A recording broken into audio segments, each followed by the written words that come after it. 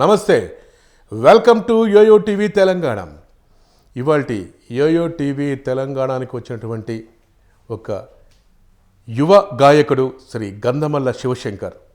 చాలా చిన్న వయసే ఉద్యమాల్లో పాడారు. దాంతోపాటుగా తెలంగాణ జిల్లాలో ప్రతి ఇంటింటికి గంధమల్ల శివశంకర్ పాటలు రాసినవి, ఆయన పాడినవి చాలా సుపరిచితం కూడా. పాటే శ్వాసగా బతుకుతూ తెలుగు సాహిత్యానికి, తెలంగాణ కళామ తల్లికి సేవ చేస్తూ ఉంటున్నానని చెప్తున్నాడు. మరి ఒకసారి గంధమల్లి శివశంకర్తో మనం మాట్లాడదాం. నమస్కారం శివశంకర్. నమస్కారం. ఏం శంకర్ అన్న, అంత మంచిగానా? అంత బాగున్నాం, అంత బాగున్నాం. నేను మంచి స్మైలింగ్ ఫేస్, బాగా నవ్వుతుంటావా? ఎప్పుడు అంతే, చాలా మంది కూడా అదే అంటుంటారు. అదే అంటారు. ఎందుకంటే కనిపించగానే ఫస్ట్ ఆఫ్ ఆల్ ఏంటంటే నవ్వు ఫేస్ బాగుంటుంది. ఎవరిని చూసినా నవ్వుతుంటాడు బాగా, ఎప్పుడు నవ్వుతూ కలకలాడిస్తూ అందరిని కూడా మంచిగా పలకరిస్తాడని చెప్పేసి అందరు కూడా అంటుంటారు. నవ్వటం ఒక యోగం, అది భగవంతుడు అనుగ్రహం కూడా. నవ్వినప్పుడు మొత్తం బాడీలో ఉన్నటువంటి అరికాళ్ళ నుంచి తల వరకు ప్రతి నర్వ్ కూడా యాక్టివేట్ అవుతుంది. హెల్త్కి చాలా మంచిది. అందుకని అంత ఈజీగా నవ్వు అందరు రావడం చాలా అరుదు. మీకు నాకు ఫస్ట్ పరిచయంలో నువ్వు చూడంగానే మీ స్మైల్ చూస్తే నాకు అర్థమైపోయింది. మీరు ఎప్పుడు కష్టాలు అనుభవించలేదా? అప్పుడు బాధపడలేదా? అనుభవిస్తూనే ఉన్నాం. కష్టాలు అనుభవించుకుంటూ వాటిని దాటుకుంటూ ఎప్పటికప్పుడు ఫేస్ చేసుకుంటూ అందరితో పాటు మనతో పాటు అందరూ కలిసిమెలిసి ఉండాలి. అందరం కలిసి ఉంటేనే బాగుంటుంది. అందరూ నవ్విస్తూ మనం కష్టాలు ఉన్నాయి కదా అని చెప్పేసి బాధపడుకుంటూ కూర్చొని మనకి ఏదో అయింది కదా అని చెప్పేసి బాధపడుతూ మనం భవిష్యత్తుని మర్చిపోయి ఇప్పుడు ఉన్న పరిస్థితుల్ని బాధపడుకుంటూ కూర్చుంటే కాదు. కానీ ముందు భవిష్యత్తు అని చెప్పేసి అని కష్టాలను పడుకుంటూ కూడా, కష్టాలు దాటుకుంటూ కూడా ఇంకా ఈ పరిస్థితిలో ముందుకు పోతా ఉంది. ఇంకా సరే, మీరు నవ్వుతుంటే నాకు కొంచెం కుళ్ళుగా ఉంది. మీరు అందుకనే ముందే మిమ్మల్ని ప్రశ్న అడుగుదాం అనుకుంటున్నా. అసలు ఏంటి, మీరు బాగా బాధపడ్డ సందర్భం ఏంటి? ఆ బాధపడ్డ సందర్భంలో ఇట్లా నవ్వారా ఎప్పుడన్నా? బాధపడ్డ సందర్భం అంటే నా చిన్నప్పటి నుంచి కష్టాలు పడుకుంటూ వస్తూనే ఉన్నా. ఫర్ ఎగ్జాంపుల్ వచ్చేసి ఇంట్లో ఉన్న సమస్యలు కొన్ని, ప్లస్ ఏ రకంగా ఇంట్లో అంటే ఇప్పుడు మేము దాదాపు మేము నలుగురు అక్క చెల్లెళ్ళం, 2 అన్నదమ్ములం. అమ్మ నాన్న వ్యవసాయం చేస్తారు. నేను ఊర్లోనే 10th క్లాస్ వరకు చదువుకోవడం జరిగింది. ఆ తర్వాత ఇంటర్ డిగ్రీ ఎక్కడ మీ ప్రాపర్ ఎక్కడ? మీ బాల్యం, చదువు, పుట్టింది ఏ జిల్లా? మాది ప్రజెంట్ ఇప్పుడు యాదాద్రి జిల్లా, యాదాద్రి భువనగిరి జిల్లా. రీసెంట్గా ఆత్మకూర్యం మండలం, రహంకాన్పేట విలేజ్ మాది. నేను చిన్నప్పటి నుంచి పాటలు, నాకు ఫస్ట్ ఆఫ్ ఆల్ ఏంటంటే ఒక కళాకారునిగా నేను పరిచయం కావడం అనేది ఏ విధంగా జరిగిందంటే, మా చిన్నప్పటి నుంచి నేను దాదాపుగా 5 సంవత్సరాలు 6 సంవత్సరాలు ఉన్నప్పటి నుంచి కూడా నేను ఫస్ట్ డప్పు కొట్టేది బాగా. ఊర్లో మా తాత వాళ్ళు ఇలా వాళ్ళు ఊర్లో డప్పు ఏదైనా సందర్భంలో డప్పు కొట్టడానికి వెళ్ళినప్పుడు వాళ్ళతో పాటు నేను కూడా స్కూల్కి వెళ్ళేటువంటి సమయంలో పుస్తకాలు అనేవి ఏవైతే ఉంటాయో అవి సాయంత్రం రాగానే అవి పక్కన పడేసి వాళ్ళ డప్పు సప్పుడు కాగానే మా తాత వాళ్ళు వెళ్ళిపోతున్నారు, నేను కూడా వెళ్తా వాళ్ళతో పాటు అని చెప్పేసి నేను వాళ్ళతో వెళ్ళి అప్పుడు డప్పు కొట్టడం అనేది స్టార్ట్ చేసేది అనమాట. అయితే నేను ఫస్ట్ ఆఫ్ ఆల్ ఏంటంటే అందరూ కుడి చేతితో కొడితే నేను ఎందుకో సంథింగ్ అందరూ డిఫరెంట్గా ఎడమ చేత బాగా కొట్టేవాడిని డప్పు. ఎడమ చేత అప్పటి నుంచి కిక్ స్టార్ట్ అయింది. 6 సంవత్సరాలు అప్పటి నుంచే నేను డప్పు కొట్టడం స్టార్ట్ చేస్తే చాలా మంది కూడా ఎగ్జైటింగ్గా ఫీల్ అయ్యేవారు. అసలు ఏంటి అబ్బాయి ఇంత బాగా కొడుతున్నాడు, ఫ్యూచర్లో కూడా ఇంకా మంచిగా కొడతాడు, ఇంకా బాగా ఎదుగుతాడు అన్న ఆలోచన అప్పట్లో అయితే చాలా మందికి ఉండేనంట. సో నేను అట్లా డప్పు కొట్టుకుంటూ చివరికి వచ్చేసరికి నా ఏజ్లో ఉన్నటువంటి వ్యక్తుల్లో నాకంటే మించిన వాళ్ళు ఎవరు లేనన్నట్టుగా ఉండేది నా పెర్ఫార్మెన్స్. సో ఇప్పటిదాకా నా ఫస్ట్ ఆఫ్ ఆల్ ఒక కళాకారుడుగా నేను పరిచయం కావడం ఏ విధంగా అంటే నా డప్పుతో స్టార్ట్ అయింది ఫస్ట్. మిమ్మల్ని ఎంత బాధ పెడదాం అనుకున్నా నవ్వుతూనే చెప్తున్నారు బాధ కూడా. సరే, పాడండి ఒక పాట.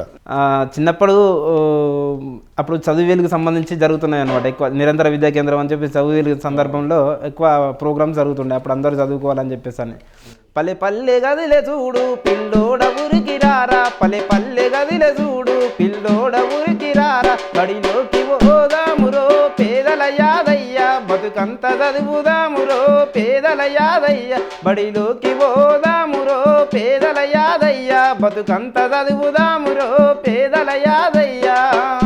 మన తాత చదవలేదు, మన తండ్రి చదవలేదు, ఆ రాత లెక్క రాగా ఈరోజు వెతుకులాట, ఆ రాత లెక్క రాగా ఈరోజు వెతుకులాట, మన బతుకును మారాలిరో పేదల యాదయ్య, మన బాధలు తీరాలిరో పేదల యాదయ్య.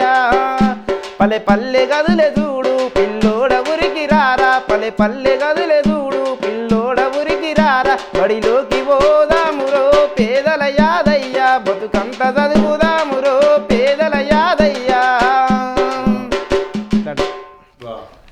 వండర్ఫుల్. నేను ఈ పాట మీరు రాశారా ఇది? లేదు సార్, ఇది ఆల్రెడీ ఉన్న సాంగ్. నాకు అప్పుడు నేను ఆ ఏజ్లో ఉన్నప్పుడు ఈ పాట పాడుతుంటే చాలామంది కూడా చాలా బాగా పాడుతున్నా అని చెప్పేసి నా స్కూల్ స్థాయిలోనే నన్ను మెచ్చుకోవడం జరిగింది. అదేవిధంగా ఇదేదో పాటలు అనేది కొంచెం నా మైండ్లో కూడా బాగా సెటిల్ అయిపోవడం జరిగింది.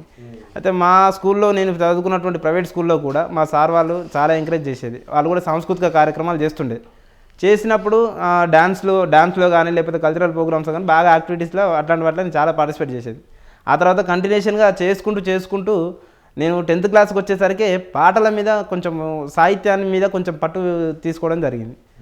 అప్పుడే నేను హై స్కూల్ స్థాయిలో ఉన్నప్పుడు మా స్కూల్లో నేను పాటలు బాగా పాడుతుంటుంది. ఏ ప్రోగ్రామ్ ఉన్నా నాతోనే బాగా పాటలు పాడించేవాళ్ళు, నాతోనే అన్నీ చేయించేవాళ్ళు. సో నాకు అట్లా పాటల మీద ఇంట్రెస్ట్ పెరిగి నేను అప్పుడు పాట రాయడం జరిగింది హై స్కూల్ స్థాయిలో ఉన్నప్పుడు.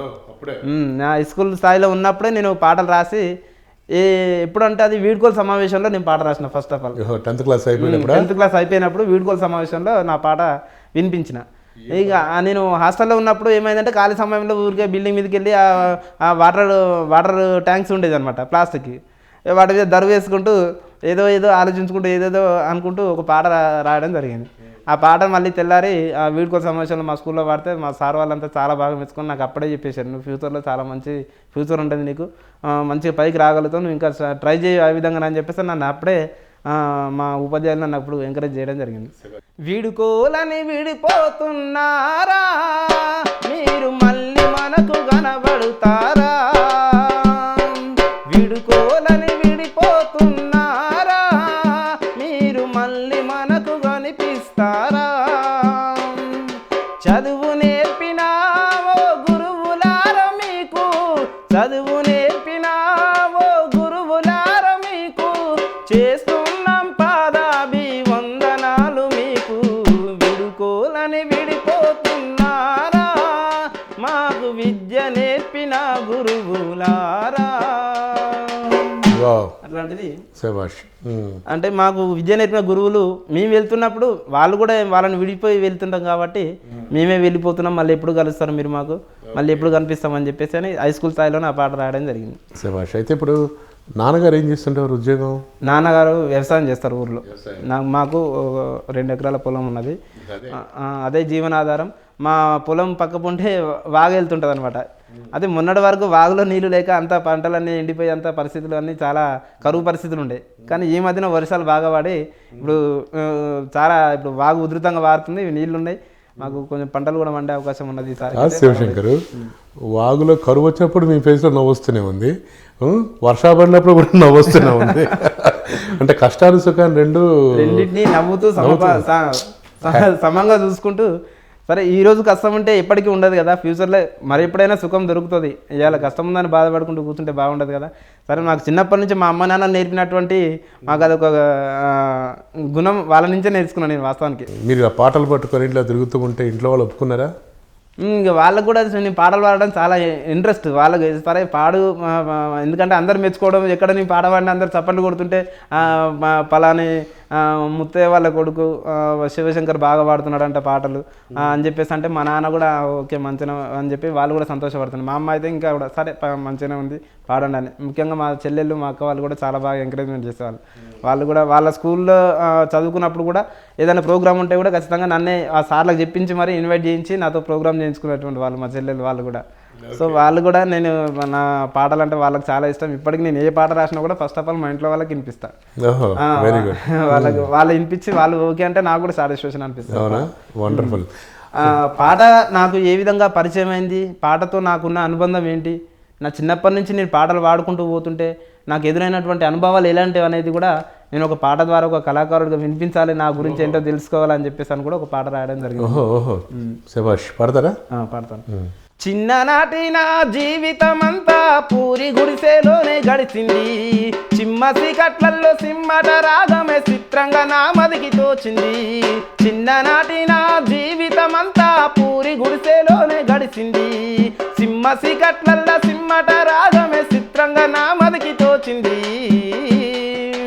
వానకాలం వస్తే వాగులు వంకలు వరదయి వేగంగా ఉరుకంగా, వాకిట్ల వడ్డట్టి వాన నీళ్ళలోన పడవలు చేసిగా వదలంగా, జల జల వానకు ఇల్లంతా గురువంగా కురిసేటి నీళ్లకు గిన్నడ్డు పెట్టంగా, జల జలవానకు ఇల్లంత గురువంగా కురిసేటి నీళ్లకు గిన్నెడ్డు పెట్టంగా గిన్నెలోన పడ్డ నీళ్ళ శబ్దం నాకు సంగీతమై పాట నేర్పింది చిన్ననాటి నా జీవితమంతా పూరి గుడిసెలోనే గడిచింది సింహ సికట్లలో సిమ్మట రాగమే చిత్రంగా నా మదికి తోచింది కమ్మల గుడిసెలో కాలమెల్లాదిస్తూ కన్నీళ్ళనే దిగమింగిన కడుపు మార్చుకొని ఉద్యమంలో తిరిగి రాష్ట్రాన్ని సాధించగదిలిన కమ్మల గుడిసెలో కాలమల్లాదిస్తూ కన్నీళ్ళనే దిగమింగిన కడుపు మార్చుకొని ఉద్యమంలో తిరిగి రాష్ట్రాన్ని సాధించగదిలిన ఉద్యోగము కొరకు ఉన్న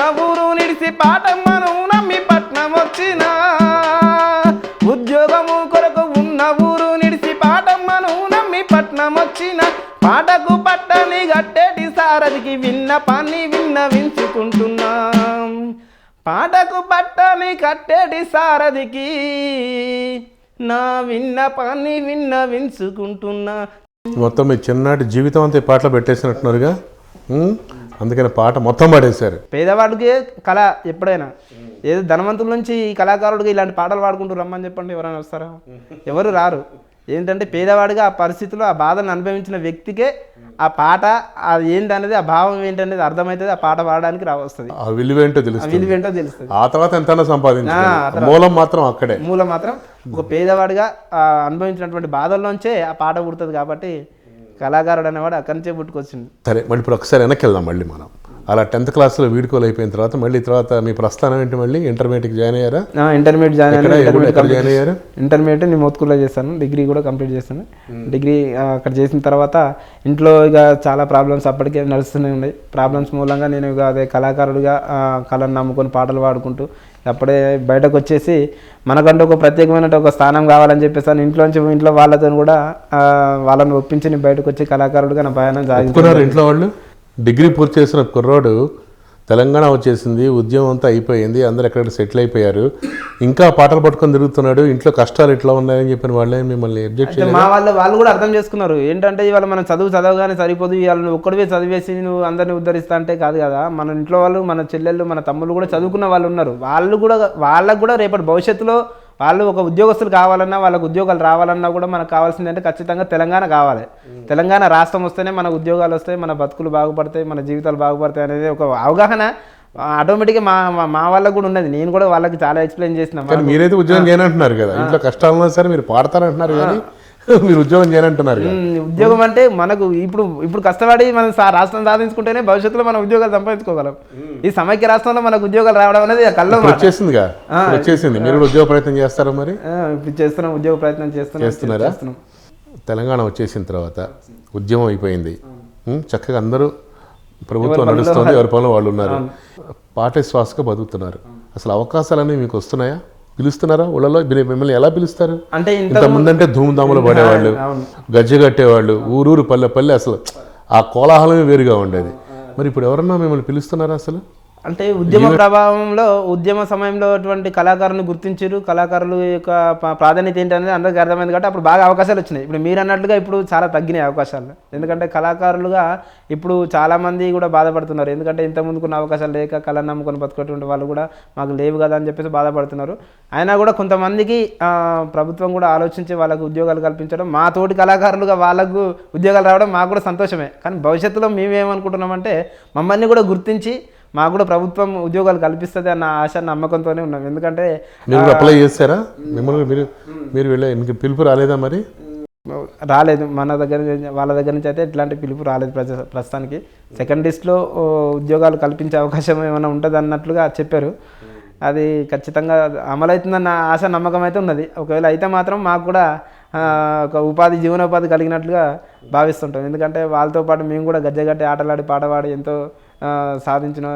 రాష్ట్రం సాధించడానికి ముందుకు పోయినటువంటి వాళ్ళం. కడుపు మార్చుకొని కూడా మీకు ఆల్రెడీ ఇంతకుముందు పాటలు చెప్పిన కమ్మల గుడిసెలో నిజంగా చెప్పాలంటే మా ఇల్లు ఇప్పుడు ఇంకా రేకుల ఇల్లే. మాకు ఇంకా పెద్ద ఇల్లు లేదు, ఉన్నది అలా ఒక చిన్న రేకుల ఇల్లు. అంతకుముందుకు కమ్మల గుడిసే ఉండే. ఆ గుడిసెలో నేను అనుభవించినటువంటి వేదన, నా పాటలు ఆ గుడిసెలోంచే పుట్టినాయి నిజం చెప్పాలంటే. మా అమ్మ నాన్నలు అయితే వాళ్ళు రాత్రులు కూడా మేలుకొని ఉండేవాళ్ళు. మీరు అందరం పడుకుంటే వాళ్ళకు అంత ఇబ్బంది పడుకుంటూ మమ్మల్ని ఆ గుడిసెల్లో పెంచి పెద్ద చేసి మమ్మల్ని ఈ స్థాయికి ఒక విద్యాబుద్ధి నేర్పించింది నిజంగా నా తల్లిదండ్రులకి ఈ యొక్క స్టూడియో నుంచి కూడా వాళ్ళకు పాదాభివందనం చేసుకుంటున్నాను నిజంగా చాలా గ్రేట్ అది. అమ్మ గురించి ఏమైనా పాట రాశారా? అమ్మ నాన్న గురించి ఏమైనా పాట రాశారా? అమ్మ గురించి పాట అంటే ఇంతకుముందుకు చాలా మంది రాసి ఉంటారు, ప్రత్యేకంగా మనం అమ్మ గురించి ఇంతవరకు నేను అమ్మ గురించి ఏమైనా పాట పాడగలరా? పాడగలుగుతాం. సృష్టిలోన బహు గొప్పది తల్లేరా, తల్లిని మించిన దైవం లేదు, జగతిని వెతికిన తల్లే దొరకదు, జన్మనిచ్చిన తల్లే గొప్పదిరా. సృష్టిలోన బహు గొప్పది తల్లేరా, తల్లిని మించిన దైవం లేదు, జగతిని వెతికిన తల్లే దొరకదు, జన్మనిచ్చిన తల్లే గొప్పదిరా. నవమాసాలు మోస్తది తల్లి, నడక నేర్పిన దేవత తల్లి, నరనరాల్లో ప్రవహించేది అమ్మ రక్తమని తెలుసుకో సోదర, అమ్మ లేనిదే మనిషే లేడు, అవునో కాదో అడిగి తెలుసుకోరా. ఎక్సలెంట్ బ్రదర్, నిజంగా అమ్మ రుణం తీర్చేసుకున్నారు పాట పాడి. ఉద్యమంలో మీ కాంట్రిబ్యూషన్ ఏంటి? మీరు ఎలా తిరిగారు? ఏ పాటలు పాడారు? ఎక్కడెక్కడ తిరిగారు? ఎంత పెద్దవాళ్ళతో మీరు అనుభవం పంచుకున్నారు? ఒకసారి చెప్తారా? ఉద్యమంలో మా మండల స్థాయి నుంచి మొదలెట్టుకుని మా గ్రామంలో మా విలేజ్లో నుంచి స్టార్ట్ చేసుకుంటే నేను దాదాపుగా చాలా ప్రోగ్రామ్స్ చేసిన, చాలామంది కళాకారులతో పనిచేసిన. ఒక ఏపూరు సోమన్న వాళ్ళతో అయితే, నెక్స్ట్ విమలక్క వాళ్ళతోని వాళ్ళ టీంలో, ఇట్లాంటి చాలామంది పెద్ద పెద్ద వాళ్ళ టీంలో పనిచేసిన. కానీ అప్పటికి ఉద్యమంలో పనిచేసే కళాకారులు కూడా చాలా బాగా ముందుకు వచ్చారు. వాళ్ళలో నేను ఒకటిగా పనిచేసిన, కానీ ప్రత్యేకంగా నాకంటూ ఒక ట్రూప్ ఏర్పరచుకొని నేను అట్లాంటివి ఏం చేయలేదు. నేను వేరే వాళ్ళ ట్రూప్లో పనిచేసి నా ఉద్యమంలో నా వంతు పాత్ర అనేది పోషించడం జరిగిందనమాట.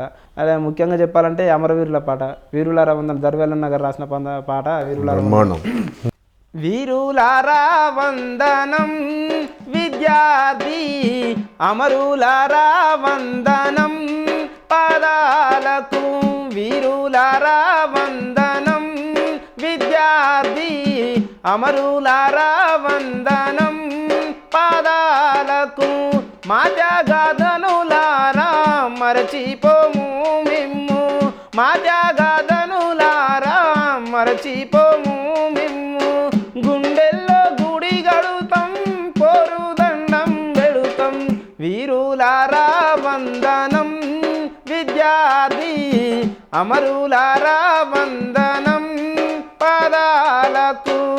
అసలు ఈ పాట ఊపేసింది మొత్తం కదా, ఉద్యమాల వైపు అందరినీ ఉత్తేజితం చేసింది. విద్యార్థుల బలిదానాలను చూసి ప్రజలు కూడా చాలామంది కంటతడి పెట్టినటువంటి సందర్భాలు, అబ్బా ఏంటి పిట్టలోనే రాలిపోతున్నారు ఈ విద్యార్థులు, ఎంతో భవిష్యత్తు ఉన్నటువంటి విద్యార్థులు అని చెప్పేసి ఆ ఉద్యమంలో ప్రజలు కూడా మమేకమయ్యి అందరూ కూడా కలిసి రావడం జరిగింది. ఇలాంటి పాటలతోనే, కళాకారుల పాటలు ఆటలతోనే ఉద్యమం చాలా ఉధృతంగా నడిచింది అనేటువంటిది తెలంగాణ సాధించుకోవడానికి మీరే ప్రధాన కారకులు, కవులు కళాకారులు ప్రధాన పాత్ర, ప్రధాన భూమికి పోషించారు అసలు నిజంగా. తర్వాత ఇంకా పెద్దవాళ్ళతో ఇంకెవరు గద్దరన్నతో పాడారా? ఇంకెవరు మీరు మీతో ముందున్నటువంటి సింగర్స్ వాళ్ళందరి పేర్లు చెప్తారా? ఎవరెవరితో మీరు కలిసి స్టేజ్ ఎక్కి ధూమ్ధామ్ చేశారు? గద్దరన్నతో కలిసి వేదిక పంచుకున్నాను, కానీ వేదిక పంచుకున్నాను, కాకపోతే ఆ వేదిక మీద పాడేటువంటి సందర్భాలు చాలా తక్కువ. గద్దరన్న, విమలక్క, ప్లస్ మన ఏపూరు సోమన్న, మా నల్గొండ జిల్లాల అప్పట్లో తాటిపాముల శంకరన్న, ప్లస్ ఇంకా మా తోటి కళాకారులు మా ఆత్మకూరు మండలంలో కూడా మేము ఒక కళా బృందం ఏర్పరిచి వాళ్ళతో పాటు మా మండలంలో ఊరూరా ఏ కార్యక్రమం ఉన్నా మా మండలంలో ఖచ్చితంగా మేము మాత్రం ప్రోగ్రామ్ చేసేది. ఎందుకంటే మమ్మల్ని వాళ్ళు ఇన్వైట్ చేసేది, వాళ్ళు ఏ కార్యక్రమం టీచర్స్ అయినా సరే, లేకపోతే ఇంకా ఉద్యోగ సంఘాల వాళ్ళు, లేకపోతే పార్టీల వాళ్ళు చాలామంది కూడా మమ్మల్ని ఇన్వైట్ చేసేది. చాలా ప్రోగ్రామ్స్ కూడా అట్లా చేయడం జరిగింది. కేసీఆర్ గారి సభకు వచ్చినప్పుడు ఎప్పుడన్నా పాడారా స్టేజ్ మీద? కేసీఆర్ గారి సభ స్టేజ్ మీద పాడేటువంటి సందర్భం నాకు ఎప్పుడు రాలేదు. ఒకవేళ పాడకపోయినా కానీ కేసీఆర్ గారి నుంచి రీసెంట్గా ఆయన చేసినటువంటి ఒక 6 నెలల ప్రభుత్వం, ఆయన సీఎంగా అయిన తర్వాత తెలంగాణ రాష్ట్రం వచ్చినాక కేసీఆర్ గారు చేసే ఆయన గురించి వర్ణిస్తూ కూడా ఒక పాట రాయడం జరిగింది. ప్రభంజనం ప్రభంజనం ప్రభంజనం మన కేసీఆర్ సృష్టించిన ప్రభంజనం, ప్రభంజనం ప్రభంజనం ప్రభంజనం మన కేసీఆర్ సృష్టించిన ప్రభంజనం, తన పిలుపుకే నడిసొచ్చెను పల్లె జనం, ఇది ఏరువడ్డ తెలంగాణ జన్మదినం. తన పిలుపుకే నడిసొచ్చెను పల్లె జనం, ఇది ఏరువడ్డ తెలంగాణ జన్మదినం. అడుగడుగున అవమానాలెన్నెదురవుతున్నా మడమ దిప్పకుండా మనల ముందుకు నడిపిండు. అడుగడుగున అవమానాలెన్నెదురవుతున్నా మడమ దిప్పకుండా మనల ముందుకు నడిపిండు. కళ్ళ ముందు కన్న బిడ్డలెందరొరుగుతున్నా ఒరిగిన నెత్తుటి నేలన శపథం చేసిండు. అహింసా మార్గమందు సమరం నడిపిండు, అహింసా మార్గమందు సమరం నడిపిండు. దీక్షభూని తెలంగాణ సాధకుడయిండు. ప్రభంజనం అరే ప్రభంజనం ప్రభంజనం ప్రభంజనం, మన కేసీఆర్ సృష్టించిన ప్రభంజనం. తన పిలుపుకే నడిసొచ్చెను పల్లె జనం, ఇది ఏరువడ్డ తెలంగాణ జన్మదినం. ఇది ఏరువడ్డ తెలంగాణ జన్మదినం, ఇది ఏరువడ్డ తెలంగాణ జన్మదినం. భలే ఉంటుందే ఆ డప్పుతో పడుతుంటే అసలు ఆ బీట్స్ వేరు కదా, అసలు ఎగిరి డ్యాన్స్ చేయాలనిపిస్తుంది. అవకాశం లేదు కానీ ఇద్దరం కలిసి బీట్కి డ్యాన్స్ కూడా వేస్తే మంచిగా ఉంటుందేమో. ఏంటి మరి ఇంత బాగా మంచి వాయిస్ ఉంది, చక్కగా పాడుతున్నారు. ఆ పెన్ పవర్ కూడా చాలా ఈజీగా పదాల అల్లిక కూడా చాలా బ్రహ్మాండంగా చేసుకుంటున్నారు. ఈ సినిమాలకి ఏం ప్రయత్నం చేయలేదా సోదరా? సినిమా ప్రయత్నాలు చేస్తూనే ఉన్నా ప్రస్తుతానికి. నాకు అవకాశాలు అనేవి కూడా వాళ్ళకు ఎట్లా ఉంటుందంటే పరిస్థితి, ఒక ఫోక్ రైటర్స్ అనే ఒక ముద్ర వల్ల ఇండస్ట్రీలో ఇప్పుడిప్పుడే కొంచెం ఒక ఫోక్ అనేది ముద్ర అనేది పడుతున్నటువంటి ప్రతి సినిమాలో ఫోక్ కామన్ అయిపోయింది, పాట కంపల్సరీగా జానపద పాట ఉండాల్సిందే. అవును, కాకపోతే ఏంటంటే ఇంకా మన తెలంగాణ వచ్చిన తర్వాత కూడా ఒక తెలంగాణ రైటర్స్ని ఎంకరేజ్మెంట్ చేయడం అనేది కొద్దిగా ఇప్పుడిప్పుడే జరుగుతున్నటువంటి సందర్భాలు. మన ప్రయత్నాలు మనం చేస్తూనే ఉన్నా కూడా ఆల్రెడీ ఉన్నటువంటి వాళ్ళకే అవకాశాలు ఇస్తున్నటువంటి సందర్భం జరుగుతుంది. జానపద పాటలు ఏమైనా పాడారా మీరు? జానపద పాటలు పాడగలుగుతాను. అంటే నేను జానపదాలు రాసిన కానీ అంటే మనకు అనుకూలంగా పాడేటువంటి పాటలు మాత్రం కొన్ని ఉన్నాయి, అది నేను పాడగలుగుతాను జానపద పాటలు. అందులో ఏమన్నా కొంచెం రిస్ట్రిక్షన్స్ పెట్టుకున్నారా, ఇవే పాడాలి ఇవి పాడకూడదు అలాంటివి పెట్టినారా? అంటే ఫోక్లో కూడా సామాజిక నేపథ్యం ఉన్న పాటలు ఉంటాయి, రొమాంటిక్ పాటలు ఉంటాయి, బామర్దుల పాటలు ఉంటుంది, ఎంకి పాటలు ఉంటాయి, రత్తమ్మ పాటలు ఉంటాయి. ఇవన్నీ కొంచెం టచ్ ఉన్నదా మీకు వాటిలో? ఫోక్లో రొమాంటిక్గా అంటే ఇప్పుడు వచ్చేసి ఒక లవర్స్ పాడుకునే పాటలు ఎట్లా ఉంటాయి అనేది ఫోక్లో కూడా నేను ఒక విషాదంగా కొంచెం రొమాంటిక్గా ఉన్నా కూడా బాగా అనిపిస్తుంది ఆ పాటని. లవ్ చేస్తారా ఏంటి బాగా కాలేజీ లైఫ్లో ఏమన్నా? కాలేజ్ లైఫ్లో చేయలేదు, నా కళారంగంలోనే ఆల్రెడీ ప్రేమించి పెళ్లి చేసుకున్నా, మ్యారేజ్ చేసుకున్నా. మీకు ఇంత చిన్న వయసులో? ఎంత వయసు ఇప్పుడు మీది? నా 26 ఇయర్స్ ఉంటుంది. 26కే? ఓహో. ప్రేమించి పెళ్లి చేసుకున్నా. బాగా వెంటబడ్డారు అమ్మాయిని?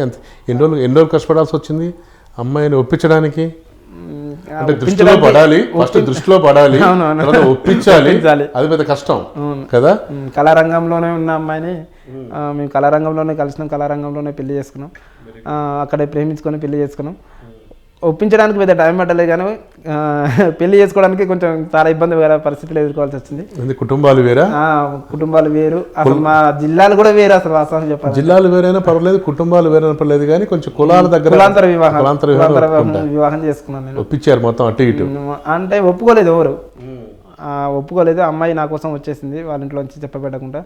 ఆ తర్వాత మా వాళ్ళని ఇక్కడ ఒప్పించి ఒక వారం రోజుల పాటు వీళ్ళతో పోరాడి వీళ్ళని ఒప్పించి పెళ్లి చేసుకోవడం జరిగింది. మా వాళ్ళు ఒప్పుకున్నారు, కానీ ఇప్పుడు వాళ్ళ తరపు నుంచే నాకు కొన్ని సమస్యలు ఎదురవుతున్నాయి ఇప్పటికీ. అవునా? ఆ సమస్యలను కూడా ఫేస్ చేసుకుంటూ ఎన్నో మీకన్నా బాగా కొంచెం ఉన్నతంగా ఉన్న వాళ్ళు భయపెడుతున్నారా ఏంటి? ఏమన్నా వాళ్ళ నుంచి ఏంటంటే ఫస్ట్ ఆఫ్ ఆల్ కులం మెయిన్ క్యాస్ట్ ఫీలింగ్. అది కాక మన జిల్లా కాదు, మన ఊరు కాదు, మన పల్లె కాదు, తెలంగాణ అంతా ఒకటైపోయి తెలంగాణ కోసం వచ్చేసారు. వాళ్ళ ఫీలింగ్ అలా ఉందన్నమాట. కొన్ని రోజులు సర్దుకుంటాయి. అమ్మాయి మీరు కలిసి ప్రోగ్రామ్స్ చేస్తుంటారా, బయటికి వెళ్తుంటారా? మేము ఇద్దరం కలిసి ప్రోగ్రామ్స్ చేసినాం, ఇప్పుడు కూడా చేస్తున్నాను. ప్రస్తుతానికి ప్రోగ్రాంలోనే ఉన్నారు అన్నమాట. Okay okay. సో మరి సినిమా నేపథ్యంలో మీరు ప్రయత్నం కొనసాగుతూనే ఉంది, మరి కుటుంబ పోషణ ఎట్లా మరి మీకు ఇప్పుడు?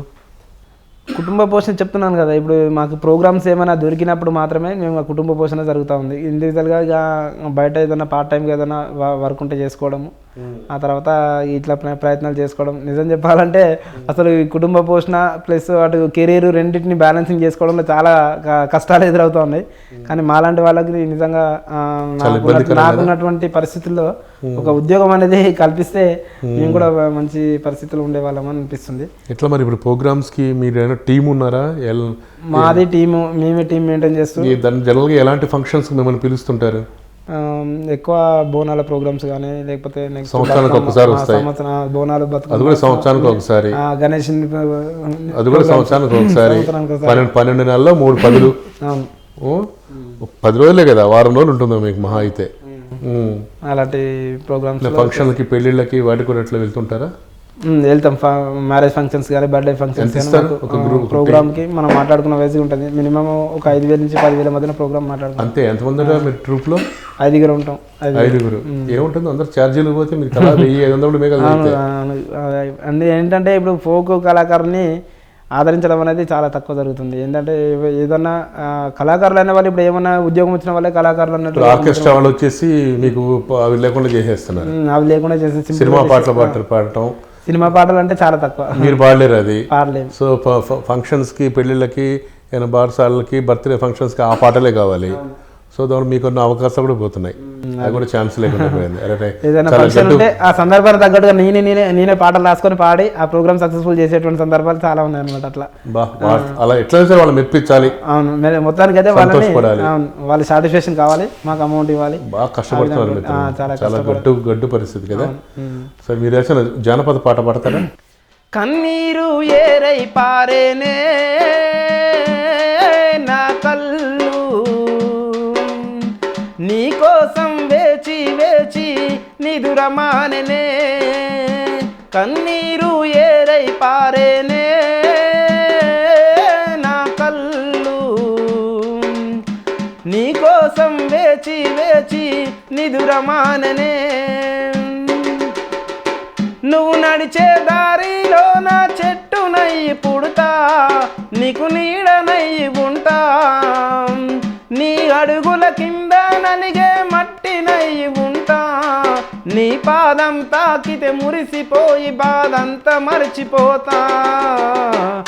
ఈ మధ్యకాలంలో మీకు బాగా పేరు వచ్చిన పాట కూడా ఒకటి ఉంది, యాసిడ్ విషాదం గ్రంథం మీద కూడా ఒక పాట రాశారు. యాసిడ్ విషాదము ఒక యాసిడ్ ఒంటి మీద పడిన అమ్మాయి పరిస్థితి అందరూ జాలి చూపిస్తారు.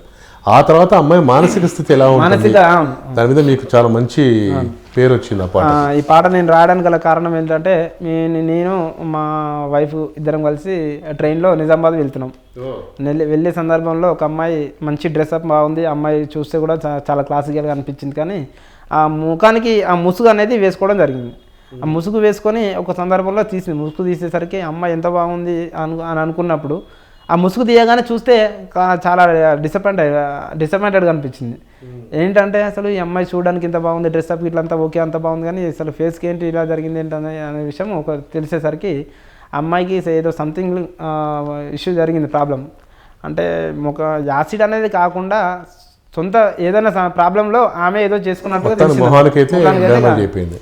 కానీ నాకు అదే టైంలో వెంటనే ఒక ఆలోచన వచ్చింది, అసలు నిజంగా చూస్తూ ఒక అనుకోని ప్రమాదం జరిగి ఒక యాసిడ్ అనేది ఎలా పోయగలుగుతారు ముఖం మీద పోసినప్పుడు వాళ్ళు అనుభవించేటువంటి వేదన ఎట్లా ఉంటుందని ఒక మనిషిగా అర్థం చేసుకోలేరా? పాపం వాళ్ళు బయట తిరిగేటువంటి సందర్భంలో ఎట్లా బాధపడతారు అనేది ఒక ఆలోచనతో వెంటనే నేను ఒక పాట అనుకోవడం జరిగింది. అప్పుడక్కడ అద్దమల్లె మెరిసేది అందమైన నా ముఖము, అందవిహీనముగా మారింది, పెను విషాదమై మిగిలింది.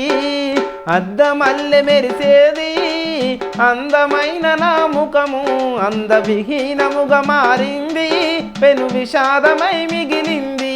యాసిడు దాడికి బలి అయి కాలింది కన్నీటి కావ్యమై.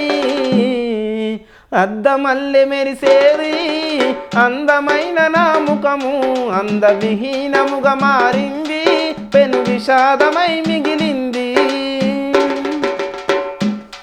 నేనెత్తుకుంటేనే చంటి పాపలు ఏడు పాపి నవ్వేది, నేను రడిస్తేనే ఉగ్గు పాలతో బువ్వదిని ఆడేది. నేనెత్తుకుంటేనే చంటి పాపలు ఏడు పాపి నవ్వేది, నేను రడిస్తేనే ఉగ్గు పాలతో బువ్వదిని ఆడేది.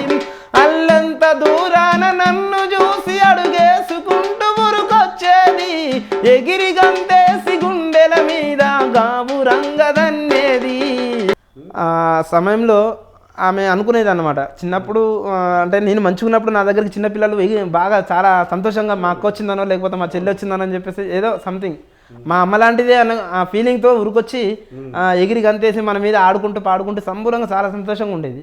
అలాంటిది ఒకేసారి ఆ ముఖానికి అలా జరిగేసరికి అందవికారంగా మారిపోయేసరికి చూడడానికి ఒక వికారంగా తయారై చిన్నపిల్లలు కూడా బయటపడేటువంటి పరిస్థితులు వచ్చేసినాయి అనమాట.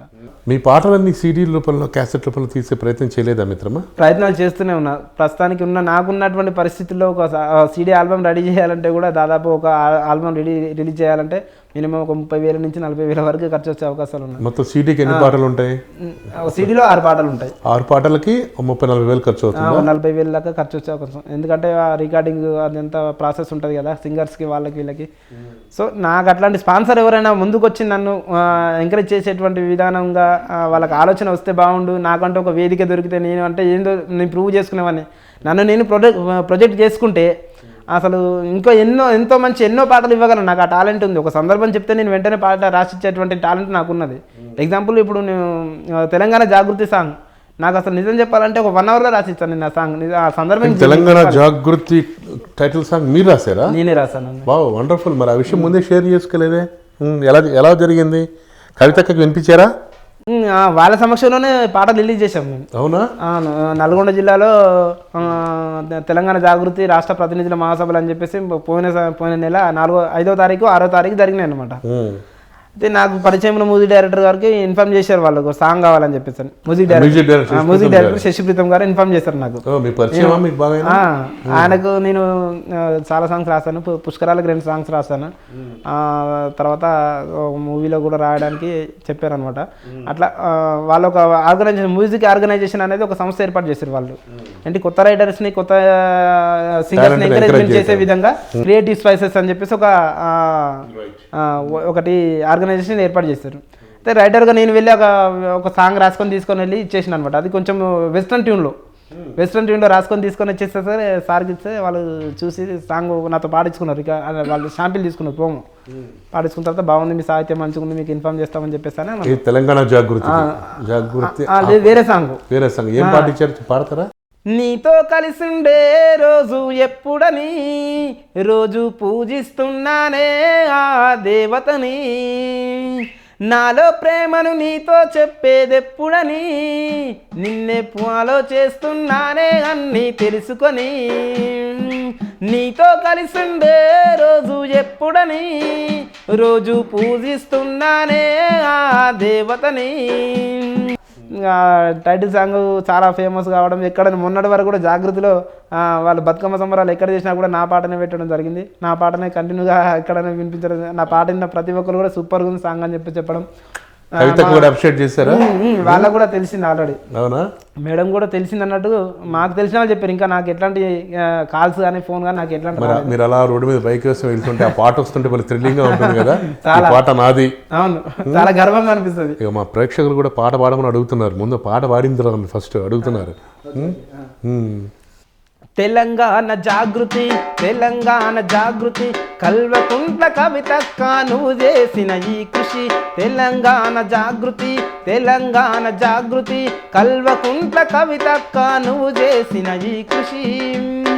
నీ వల్లే వచ్చింది బతుకమ్మకు ఆకృతి, నీ వల్లే వచ్చింది బతుకమ్మకు ఆకృతి, నిన్ను చూసి మురిసింది నేల ప్రకృతి.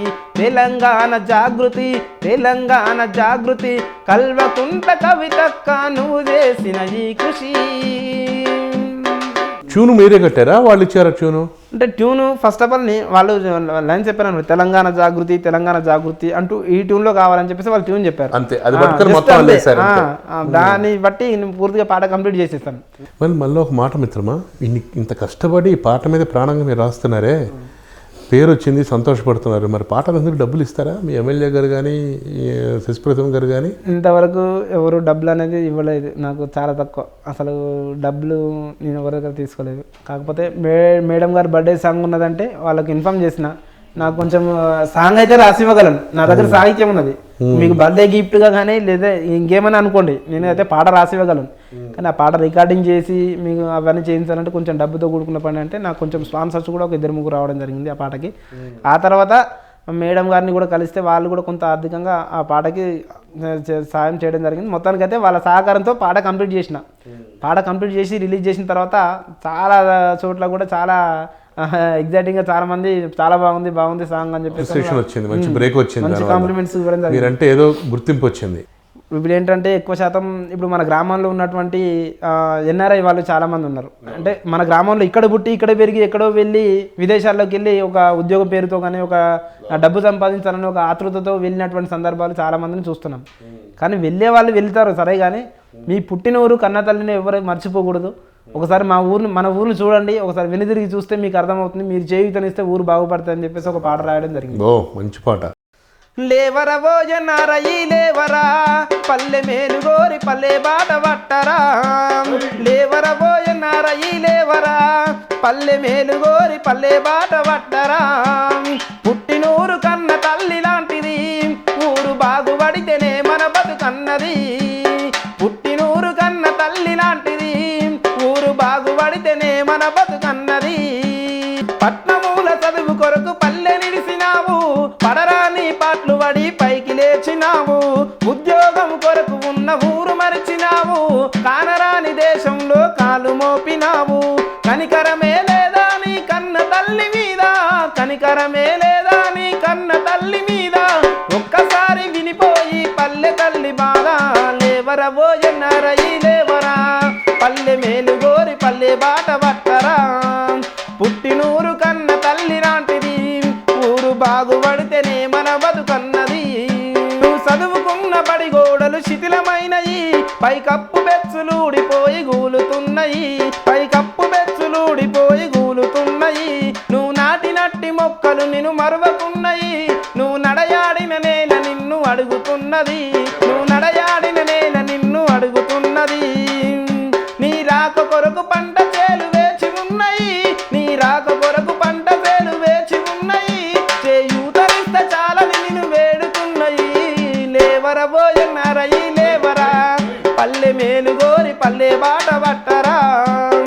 వెన్నుదట్టి లేపారు మన మిత్రులందరూ ఎవరైతే వీళ్ళు. పాపం వాళ్ళు కూడా ఏదో హడావుల్లో దేశం కానీ దేశంలోకి వెళ్ళి రావాలని ఉండదా కానీ ఉంటుంది, కానీ చక్కగా పద సాహిత్యంతో వాళ్ళను కూడా ఉత్తేజం చేసేట్టుగా పాడారు. ఒక ప్రజలకు ఆమోదయోగ్యమైనటువంటి ప్రజల బాధల్ని, ప్రజల అనుభవిస్తున్నటువంటి పరిస్థితుల్ని అర్థం చేసుకొని ఎప్పటికప్పుడు పాటలుగా రాస్తూ ఇంకా కూడా నేను ఎన్నో పాటలు రాయాలని కూడా నేను అనుకుంటా ఉన్నా.